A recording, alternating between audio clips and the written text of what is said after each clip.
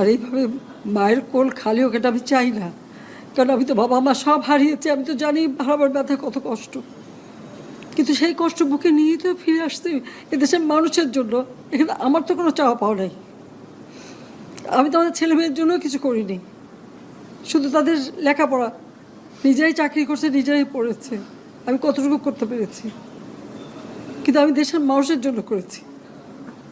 আজকে অন্তত মানুষের ভাত কাপড়ের ব্যবস্থা, চিকিৎসার ব্যবস্থা, তাদের কাজের সংস্থা সবই তো করে দিচ্ছিলাম। যাক, আমি আর কিছু বলতে পারি না, আমি যে এগুলি এক একদিন দেখি আর